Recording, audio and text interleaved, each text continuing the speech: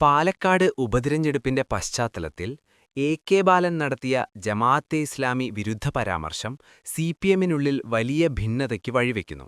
ബാലനെതിരെ പാലക്കാട് ജില്ലാ സെക്രട്ടേറിയറ്റിൽ രൂക്ഷ വിമർശനമുയർന്നപ്പോൾ മുഖ്യമന്ത്രി പിണറായി വിജയൻ അദ്ദേഹത്തെ പരസ്യമായി ന്യായീകരിച്ച് രംഗത്തെത്തി.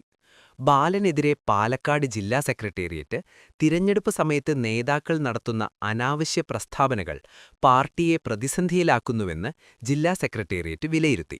നേതാക്കൾ ജാഗ്രത പാലിക്കണമെന്നും ഇത്തരം പരാമർശങ്ങൾ വോട്ടർമാർക്കിടയിൽ തെറ്റിദ്ധാരണയുണ്ടാക്കുമെന്നും വിമർശനമുയർന്നു.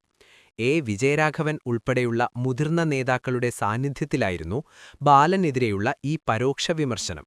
മുൻകാലങ്ങളിലും സമാനമായ പ്രസ്താവനകൾ തിരഞ്ഞെടുപ്പിൽ തിരിച്ചടിയായ കാര്യം യോഗത്തിൽ നേതാക്കൾ ഓർമ്മിപ്പിച്ചു.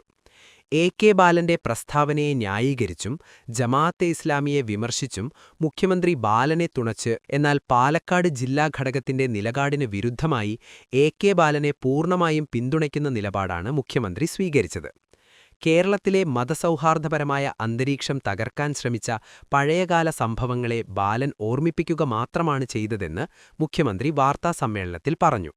വർഗീയ സംഘർഷങ്ങളില്ലാത്ത ഇന്നത്തെ കേരളത്തിന്റെ മാതൃക ഉയർത്തിക്കാട്ടാനാണ് അദ്ദേഹം ശ്രമിച്ചതെന്നും മുഖ്യമന്ത്രി ന്യായീകരിച്ചു. മുൻമന്ത്രി എ.കെ. ബാലന്റെ മാറാട് പരാമർശത്തെയും യു.ഡി.എഫിന്റെ രാഷ്ട്രീയ നിലപാടുകളെയും രൂക്ഷമായി വിമർശിച്ച് മുഖ്യമന്ത്രി പിണറായി വിജയൻ രംഗത്തെത്തി.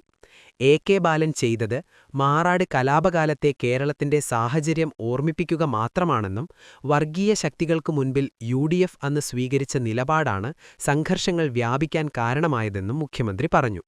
മാറാട് കലാപത്തിനു ശേഷം പ്രദേശം സന്ദർശിക്കാൻ പോയ അന്നത്തെ മുഖ്യമന്ത്രി എ.കെ. ആന്റണിക്ക് കൂടെ ഏതു മന്ത്രി വരണമെന്ന കാര്യത്തിൽ പോലും ആർ.എസ്.എസിന്റെ നിബന്ധനകൾക്ക് വഴങ്ങേണ്ടിവന്നു. മന്ത്രി കുഞ്ഞാലിക്കുട്ടിയെ കൂടെ കൂട്ടാൻ കഴിയാത്ത അവസ്ഥയായിരുന്നു അന്ന്. വർഗീയ ശക്തികളുടെ അനുവാദം വാങ്ങി ഭരണം നടത്തുന്ന രീതിയായിരുന്നു യു.ഡി.എഫിന്റേതെന്നും, എന്നാൽ താൻ അവിടെ പോയത് ആരുടെയും അനുമതി വാങ്ങിയല്ലെന്നും അദ്ദേഹം ഓർമ്മിപ്പിച്ചു. വർഗീയതയെ നേരിടുന്നതിൽ യു.ഡി.എഫിന് കൃത്യമായ നിലപാടില്ലാത്തതാണ് പ്രശ്നമെന്നും മുഖ്യമന്ത്രി കൂട്ടിച്ചേർത്തു. കേരളത്തിന്റെ അനുഭവങ്ങൾ ചൂണ്ടിക്കാണിക്കുന്നത് ഭൂരിപക്ഷ വോട്ട് ലക്ഷ്യമിട്ടാണെന്ന പ്രചാരണം ജമാഅത്തെ ഇസ്ലാമിയുടെ ശൈലിയാണെന്ന് മുഖ്യമന്ത്രി കുറ്റപ്പെടുത്തി. സർക്കാരിനെതിരെ എന്തു പറഞ്ഞാലും അത് ഭൂരിപക്ഷ പ്രീണനമാണെന്ന് വരുത്തി തീർക്കാനാണ് അവർ ശ്രമിക്കുന്നത്. എന്നാൽ സർക്കാർ വർഗീയതയാണ് എതിർക്കുന്നതെന്നും ഇന്നത്തെ കേരളത്തിൽ വർഗീയ ശക്തികൾക്ക് അഴിഞ്ഞാടാൻ കഴിയാത്തത് സർക്കാരിന്റെ കർക്കശമായ നിലപാടുകൊണ്ടാണെന്നും അദ്ദേഹം വ്യക്തമാക്കി. ഇതോടൊപ്പം ജെ.ബി. കോശി കമ്മീഷൻ റിപ്പോർട്ടിനെക്കുറിച്ചുള്ള തെറ്റിദ്ധാരണകളും അദ്ദേഹം തിരുത്തി. കമ്മീഷൻ സമർപ്പിച്ച ഭൂരിഭാഗം ശുപാർശകളിലും സർക്കാർ നടപടി സ്വീകരിച്ചിട്ടുണ്ടെന്നും 17 വകുപ്പുകൾ ശുപാർശകൾ പൂർണ്ണമായും നടപ്പിലാക്കിയെന്നും അദ്ദേഹം അറിയിച്ചു.